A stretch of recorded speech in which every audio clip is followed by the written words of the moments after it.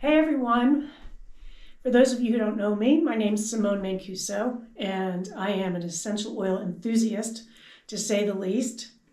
And I want to share with you today one of my recipes for making an air freshener. It's super easy. I love easy because sometimes I get a little lazy. So if I can make this, anybody can make this. And it's probably going to be less expensive than what you pay for in the grocery store for an air freshener, and it is way better for you than anything that you're going to find on the grocery store shelves. So let's go ahead and get started. The first thing I'm going to show you is the correct container to put essential oils in. I love this container. It's called Cleaning Essentials, and you'll see it's an amber bottle, which is really important. And what I like about this bottle is it has measurements here, shows you the ounces, and it also gives you some other recipes for using essential oils and natural products for cleaning your home. But today I'm using this as an air freshener. And again, you could use as little as 3 ingredients. Actually, you could do as little as 2. I'm going to do 4 today. So I already have my water in here. I have 8 ounces of water. And then the next ingredient is going to be an emulsifier because oils and water, as you know, don't mix. So I'm going to use witch hazel. Of course, you want to use the unscented one because we're going to be putting in our own scents. So again, you want an original and no fragrance in there. And what we'll do here with this one, so I already have 8 ounces of water. And then I'm going to add 2 ounces of witch hazel. Let's see where my measurements are, if I could do this without spilling it. And so I will now have 10 ounces of, I am kind of making a little bit of a mess here. So now I have 8 ounces of water and 2 ounces of the emulsifier, and again, I'm using witch hazel. And the only thing that does is it will help the oils mix better with the water. If you don't have witch hazel and you just want to use water, that's fine. You could do that too. You'll just have to give it a really good shake. So even with the witch hazel, I still do shake it a little bit just to make sure that the oils and everything's well mixed. So today I'm going to show you 4 essential oils. No, 5, make that 5. I like to use citrus oils, that's just my preference for an air freshener. It's a very clean scent, and I have 5 here. I have bergamot, which I absolutely love.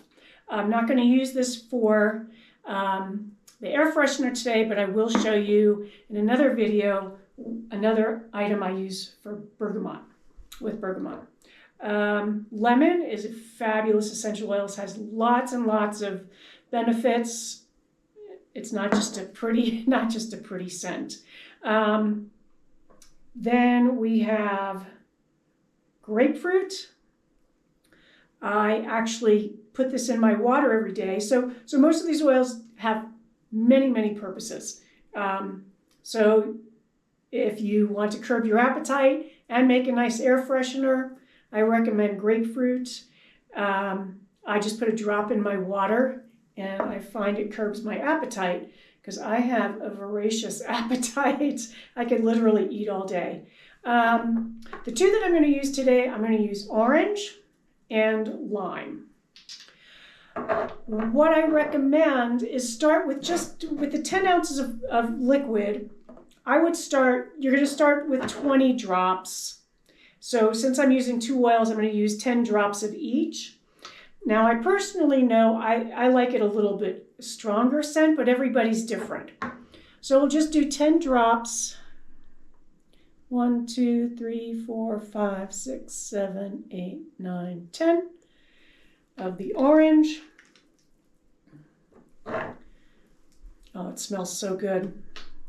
I got a drop on my hand. Then we're going to do 10 drops of lime. 1, 2, 3, 4, 5, 6, 7, 8, 9, 10. And again, lime is nice to have handy around too if you like making your own guacamole. I'm going to put the cover on. Give it a shake. Sometimes it's better to wait 24 hours before you really judge what you made, just to really let all the ingredients, this is leaking, let all the ingredients mingle. And again, I know I usually like it a little stronger, so I might add some more. Give it a little spritz. Give it a smell. Yeah, I'm going to want a little bit more, so I'm going to go ahead and add a few more drops. But again, it's easier to start kind of like using salt. You know, you don't want to go and put tons of salt because you can't take the salt out. The same with the oils. So start with 20 drops and see how you like it from there, and then add some if you would like a little bit more of an aroma. So what I love about these oils, what I hear a lot of is, well, there are no studies on oils and they're not safe and this, that, and the other thing. So the brand that I use is called Young Living. There are several other brands out there that are a high quality premium oil. That's the most important thing. Of course, I love Young Living. That's my favorite. And so the type that you buy in the grocery store, it's probably still going to be better than what you buy than your Glade plug-ins. Those are super toxic, so just stop using those. They are endocrine disruptors, and that's a fact. Nobody argues, nobody's denying that. We know it. So these are all natural, literally made from the orange. These are orange. The citrus is usually made from the peel. So, so I know the Young Living, and I know doTERRA too is also a premium essential oil where you're not going to get any contaminants.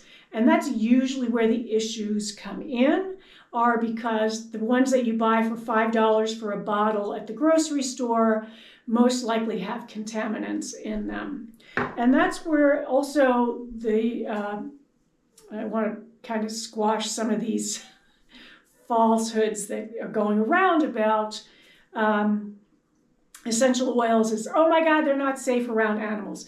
Again, it's not the oil that is unsafe, it is the contaminants that are in the oil.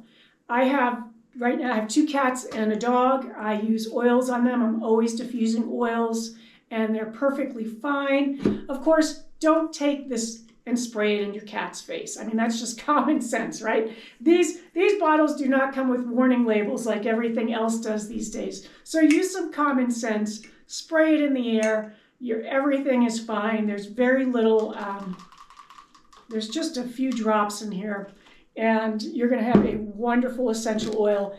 And again, this costs pennies to make. One of these bottles of essential oils, they have about 250 drops in them, and the citrus oils are usually quite inexpensive, $10, $15, maybe $20 for 250 drops. So very different than always buying. And it's also, you know, a lot environmentally friendly, right? We're always reusing the bottle. Like I said, I love this one. So whenever you use essential oils, they are photosensitive, so keep them out of the sun. And that's why we use these amber bottles. And I just wanted to show you too quickly, because again, a lot of pushback that I get with essential oils is, well, there are no studies done on essential oils. I'm here to tell you today, there are tons of studies on essential oils. This is a big, fat, heavy book, Medicinal Essential Oils, the Science and Practice of Evidence-Based Essential Oil Therapy, okay? Just tons of stuff. So again, with the citrus, here's lime. I'm just gonna give you a quick reading the report of therapeutic properties, is lime is an antiseptic, an antiviral, it's an astringent, antibacterial, anti-inflammatory, appetite stimulant. That I don't need, so I don't, that's why I take the grapefruit. It's an antispasmodic, it's a disinfectant, it reduces fever, it stops excess bleeding, aids immune function, regenerative circulatory aid, reduces appearance of blemishes, encourages restful sleep, weight management, antidepressant, reduces anxiety, stress management, and uplifting. These are all the areas that lime can support you in.